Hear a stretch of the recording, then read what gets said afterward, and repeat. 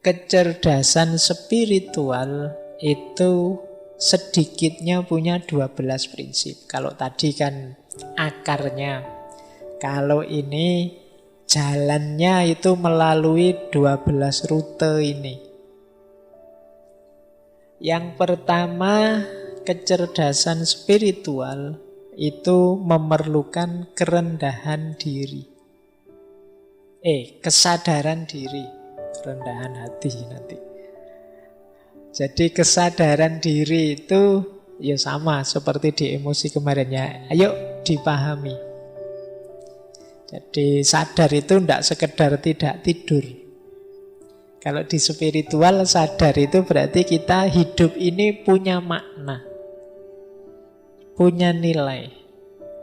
Banyak orang yang rutinitas, hidupnya rasanya kayak robot, tidak bisa menjawab makna.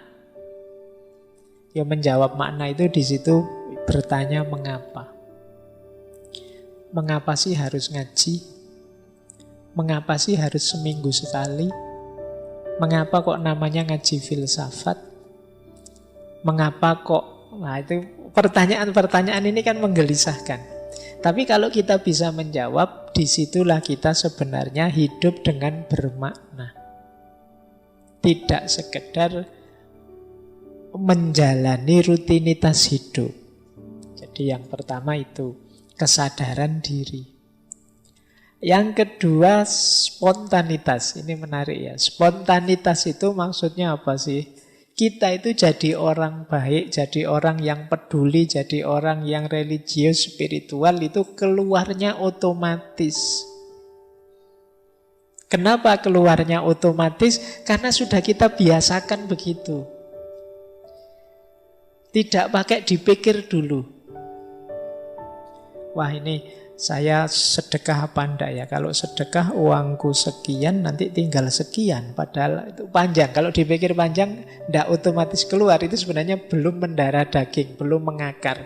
Kalau sudah karakter dermawan itu mendarah daging, begitu ada dorongan untuk sedekah, sedekah saja.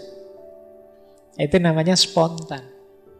Melakukan kebaikan secara spontan. Ini mirip didefinisi akhlak oleh para filosof muslim seperti Ibnu Miskawai, Imam Ghazali.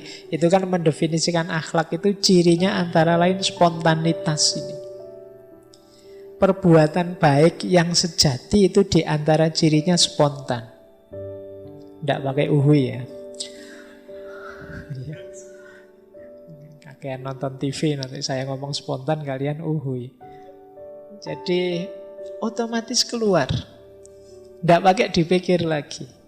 Min ghairi fikrin waruwiyatin kalau bahasanya Imam Ghazali. Tanpa dipikir, tanpa dipertimbangkan.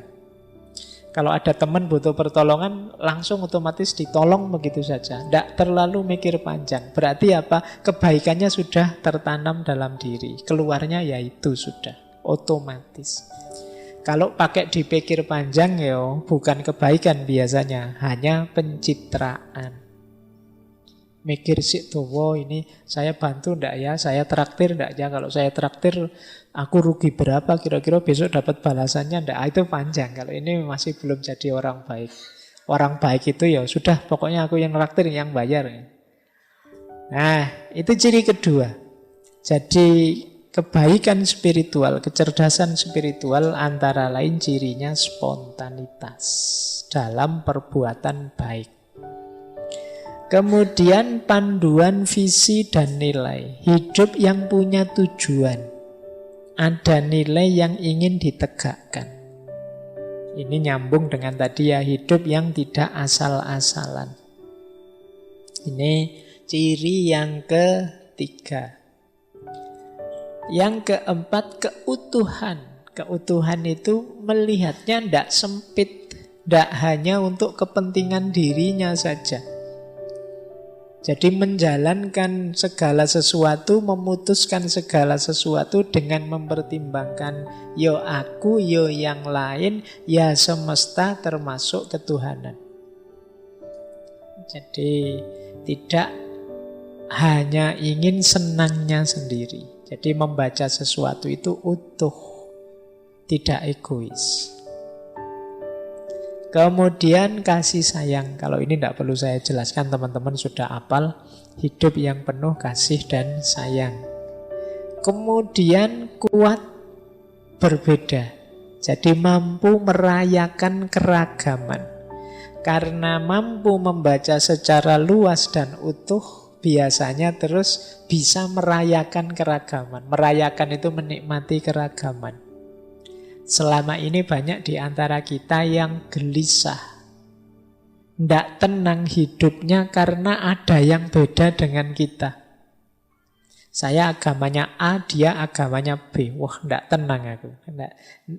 Sulit menyikapi perbedaan. Saya tipenya ini, dia tipenya itu. Saya alirannya ini, dia alirannya itu. Mbok kalau bisa orang itu alirannya sama kayak saya semua. Yang lain ikutlah saya semua. Kalau tidak ikut aku gelisah. Ini namanya tidak bisa menikmati keragaman. Ya, padahal Al-Quran kan sudah jelas menegaskan ya, syir'atan wa minhajan, su'uba wa qabail, dan macam-macam mengindikasikan bahwa keragaman itu sunatullah. Tapi kita sering jadi orang yang tidak terima, tidak puas dengan keragaman itu. Tidak bisa menikmati keragaman. Nah, ini berarti apa? Kecerdasan spiritualnya kurang tinggi. Perlu di-upgrade lagi.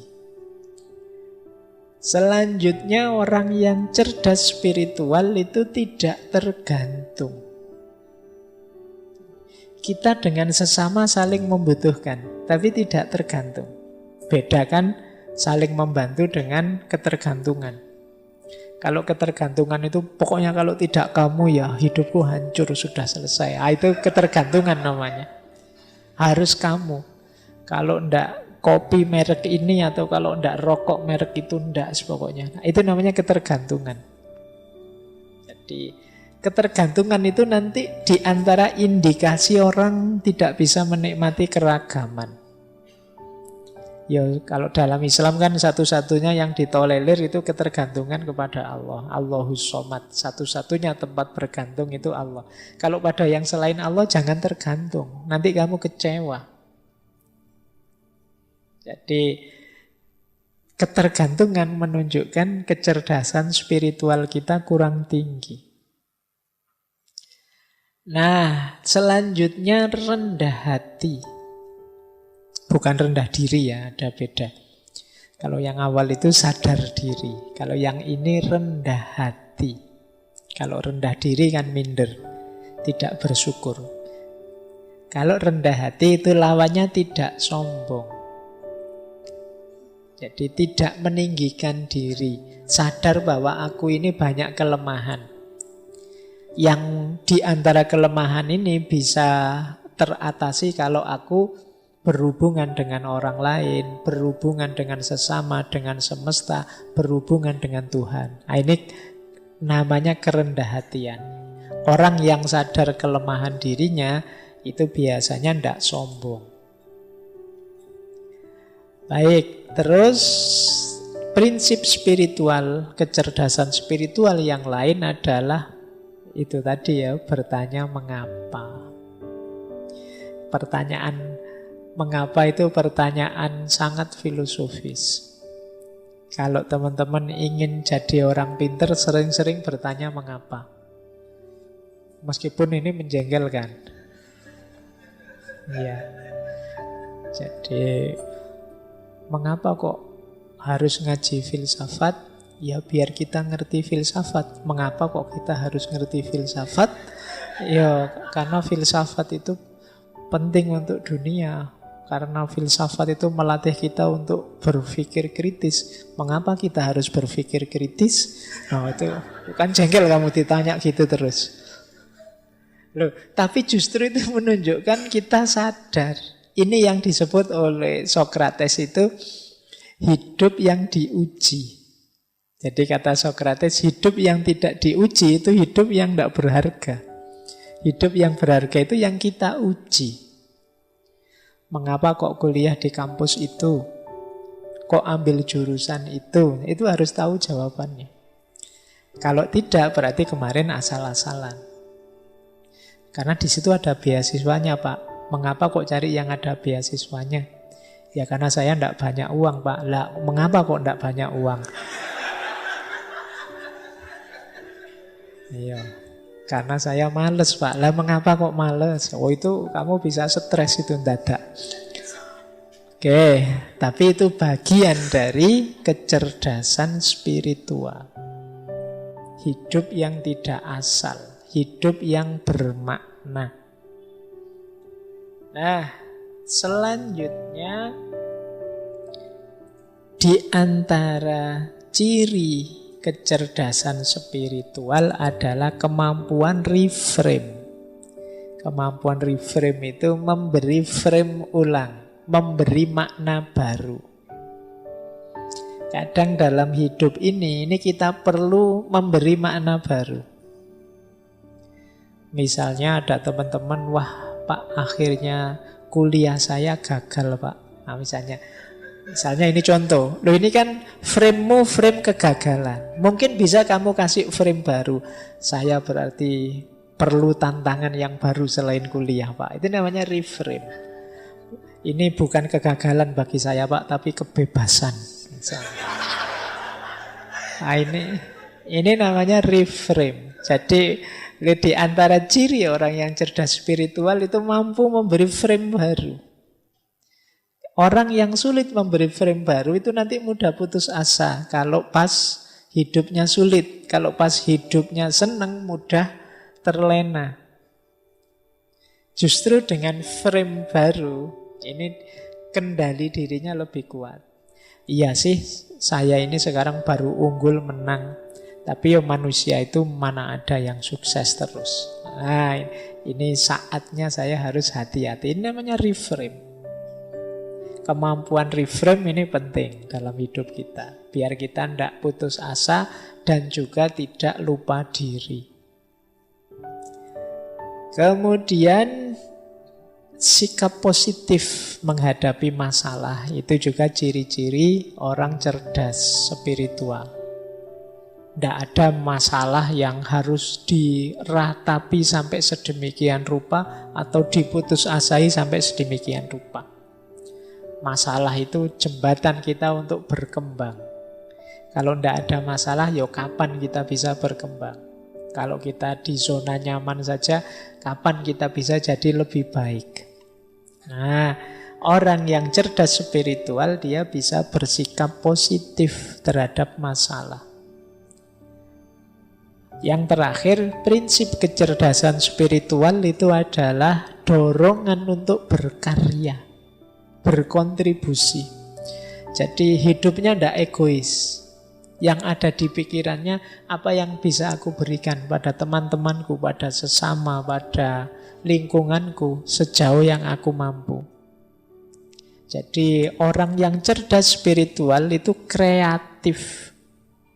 Dia terdorong untuk memberi terus-menerus. Dia berpikir apa yang bisa aku berikan. Karya apa yang bisa memberi kontribusi pada sesamaku. Nah ini ciri-ciri cerdas secara spiritual. Jadi ini 12 prinsip. Diingat-ingat nanti kecerdasan spiritual kita bisa terupgrade dengan indikator 12 ini. Cirinya, prinsip-prinsipnya ini.